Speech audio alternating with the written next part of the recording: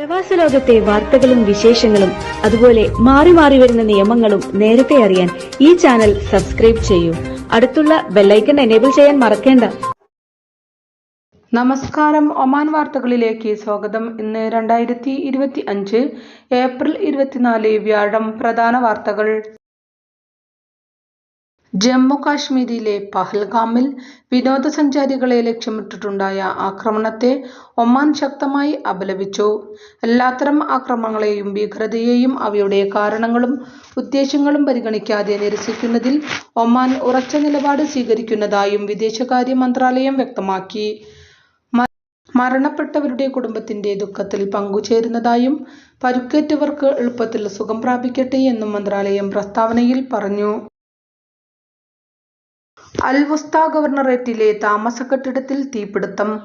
ഹൈമ വിലായത്തിലാണ് വീടിന് തീപിടിച്ചത്. കെട്ടിടത്തിൽ കുടുങ്ങിക്കിടന്ന മുഴുവൻ ആളുകളെയും രക്ഷപ്പെടുത്തിയതായി civil defence and ambulance authority അറിയിച്ചു. അഗ്നിശമന സേന രക്ഷാപ്രവർത്തനങ്ങൾക്ക് നേതൃത്വം നൽകി. രക്ഷപ്പെട്ടവരുടെ ആരോഗ്യനില തൃപ്തികരമാണ്. ആർക്കും പരിക്കേറ്റിട്ടില്ലെന്നും സിവിൽ ഡിഫൻസ് അറിയിച്ചു.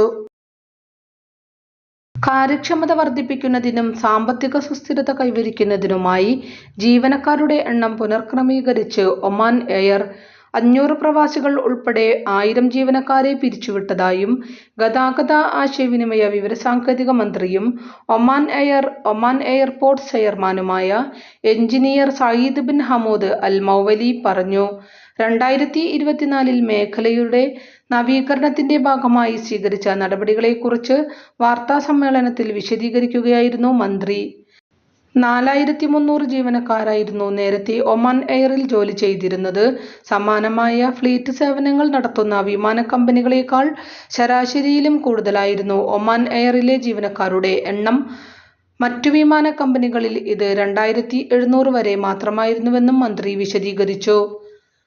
ഒമാൻ എയറിന്റെ ജീവനക്കാരിൽ ഏകദേശം 45% കോർപ്പറേഷൻ നടപടികൾ നേരിട്ട് ഉൾപ്പെട്ടിട്ടില്ലാത്ത അസൈൻമെന്റ് ജീവനക്കാർ മാത്രമായിരുന്നു.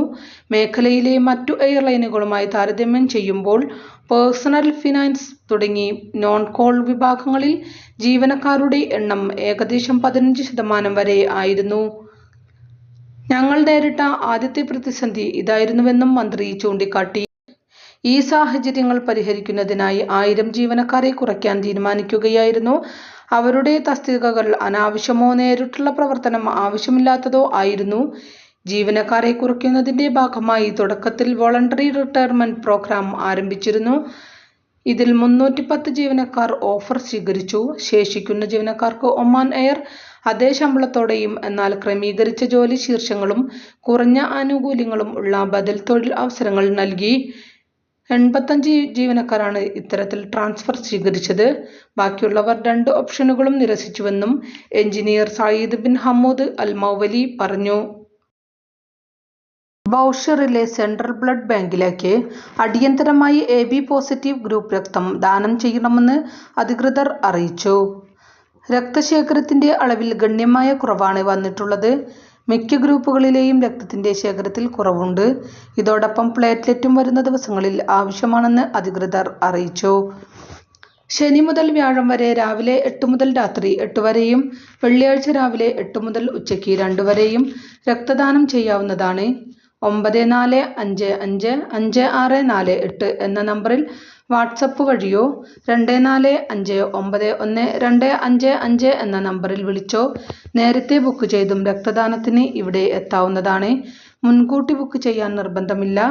ക്ഷാമം മറികടക്കാൻ രക്തബാങ്കുകളെ സഹായിക്കുന്നതിന് വിവിധ ഗവർണറേറ്റുകളിൽ രക്തദാന പരിപാടികൾ കൂടുതൽ സംഘടിപ്പിക്കുന്നത് തുടരും. ഈ പരിപാടികളിൽ പങ്കെടുത്ത് രക്തം ദാനം ചെയ്യാൻ സമൂഹത്തോട് ആവശ്യപ്പെടുന്നു. വടക്കൻ ബാത്തിന ഗവർണറേറ്റിലെ സുഹാർ വിലായത്തിൽ വാദി സലാൻ ക്രോസിംഗ് യാത്രയ്ക്കായി ഇന്ന് തുറന്നു നൽകും. ഗതാഗത ആശയവിനിമയ വിവരസാങ്കേതിക മന്ത്രാലയമാണ് നിർമ്മാണ പ്രവൃത്തികൾ പൂർത്തിയാക്കി റോഡ് തുറക്കുന്നത്. അർഗഷ്ബ സ്ട്രീറ്റിൽ നിന്നും അൽബർക്ക സ്ട്രീറ്റുമായി ബന്ധിപ്പിക്കുന്ന പ്രദേശത്തെ പ്രധാന പാതയ്ക്ക് താഴെയാണ് ക്രോസിംഗ് നിർമ്മിച്ചിരിക്കുന്നത്. സമീപവാസികൾക്കും വ്യാപാരികൾക്കും ഉൾപ്പെടെ പുതിയ ക്രോസിംഗ് ഏറെ ഗുണം ചെയ്യും. മികച്ച സുരക്ഷാ സൗകര്യങ്ങളോടെയാണ് നിർമ്മാണം പൂർത്തിയാക്കിയത്. ഗവർണറേറ്റിൽ വിവിധ ഗതാഗത വികസനങ്ങൾ പുരോഗമിക്കുകയാണ്. മസ്കത്ത് അന്താരാഷ്ട്ര പുസ്തകമേളയുടെ 29ാമത് എഡിഷന് ഒമാൻ കൺവെൻഷൻ ആൻഡ് എക്സിബിഷൻ സെന്ററിൽ ഇന്ന് തിരശീല ഉയരും. സർഗവസന്തം മെയ് 3 വരെ തുടരും. Sultan Qaboos university president doctor Fahad bin Al Julanda Al സയീദിന്റെ കാർമ്മികത്വത്തിൽ ഉദ്ഘാടന ചടങ്ങുകൾ നടക്കും. 10 ദിവസങ്ങൾ നീണ്ടുനിൽക്കുന്ന അക്ഷരോത്സവത്തിൽ എല്ലാ ദിവസവും രാവിലെ 10 മണി മുതൽ രാത്രി 10 മണി വരെയാണ് പ്രദർശന സമയം. മേളയിലെത്തുന്ന പുസ്തകങ്ങളിൽ 2,13,610 എണ്ണം വിദേശ പ്രസാധകരുടേതാണ്. 34 രാഷ്ട്രങ്ങൾ, 674 പ്രസാധകർ, 6,81,041 പുസ്തകങ്ങൾ, സാംസ്കാരിക വേദികൾ, സംവാദങ്ങൾ, അതിഥികളും എഴുത്തുകാരുമായി ചർച്ചകൾ, പ്രകാശനങ്ങൾ തുടങ്ങിയവയുമായി പുസ്തകമേള അടുത്ത ദിവസങ്ങളിൽ നിറഞ്ഞു നിൽക്കും. ഒമാൻ വിമാനത്താവളങ്ങളിൽ ചെക്ക് ഇൻ കൗണ്ടറുകളിലെ കാത്തിരിപ്പ് സമയം കുറയ്ക്കുമെന്ന് Oman airports acting CEO engineer Hamoud Al Alawi പറഞ്ഞു. കൂടുതൽ ജീവനക്കാരെ ചെക്ക് ഇൻ കൗണ്ടറുകളിൽ വിന്യസിക്കും. വിമാനത്താവളത്തിലെ നിരീക്ഷണ സംവിധാനങ്ങൾ വഴി സമയവും ക്യൂവിലുള്ള യാത്രക്കാരെയും നിരീക്ഷിച്ചാണ് കൂടുതൽ സ്റ്റാഫിനെ വിന്യസിക്കുകയെന്നും അദ്ദേഹം വാർത്താ സമ്മേളനത്തിൽ പറഞ്ഞു. കാത്തിരിപ്പ് സമയം കുറവാണെങ്കിൽ നീണ്ട ക്യൂകൾ ഒരു ആശങ്കയല്ല.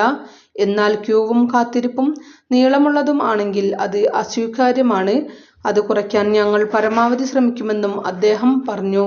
അതേസമയം മസ്കത്ത് അന്താരാഷ്ട്ര വിമാനത്താവളത്തിൽ റോയൽ ഒമാൻ പോലീസുമായി സഹകരിച്ച് സ്മാർട്ട് ഇലക്ട്രിക് ഗേറ്റുകൾ ഒമാൻ എയർപോർട്ട്സ് അധികൃതർ നേരത്തെ ആരംഭിച്ചിരുന്നു. സെക്കൻഡുകൾ കൊണ്ട് നടപടികൾ പൂർത്തിയാക്കാൻ സാധിക്കുന്നതാണ് ഇതിന്റെ പ്രത്യേകത. ഏകദിന ക്രിക്കറ്റ് പരമ്പരയിലെ 2ാം മത്സരത്തിൽ കേരളത്തിനെതിരെ 32 റൺസിന്റെ വിജയം കുറിച്ച് ഒമാൻ ചെയർമാൻസ് 11. ആമിറാത്തിലെ ഒമാൻ ക്രിക്കറ്റ് അക്കാദമി ഗ്രൗണ്ടിൽ നടന്ന കളിയിൽ ഒമാന്റെ പ്രത്യുമാച്ചിയുടെ സെഞ്ചുറിയും ബൗളിംഗ് നിരയുടെ പ്രകടനവുമാണ് വിജയത്തിൽ നിർണായകമായത്. ടോസ് നേടിയ ഒമാൻ കേരളത്തിനെ ബൗളിംഗിന് അയക്കുകയായിരുന്നു. ആദ്യം ബാറ്റ് ചെയ്ത ചെമ്പടയ്ക്ക് മികച്ച തുടക്കമാണ് ലഭിച്ചത്. ഓപ്പണർ പ്രത്യുമാച്ച് 123 പന്തിൽ 105 റൺസെടുത്തു. 71 പന്തിൽ 80 റൺസെടുത്ത മുഹമ്മദ് നദീം, 33 റൺസെടുത്ത ഹമ്മാങ് മിശ്ര, 32 റൺസെടുത്ത വിനായക് ശുക്ല എന്നിവരാണ് ഒമാന്റെ ടീമിന്റെ സ്കോർ ഉയർത്തിയത്. നിശ്ചിത 50 ഓവറിൽ 7 വിക്കറ്റ് നഷ്ടത്തിൽ 294 റൺസായിരുന്നു ഒമാന്റെ സ്കോർ. കേരളത്തിന് വേണ്ടി നിതേഷ് 2 വിക്കറ്റ് വീഴ്ത്തി.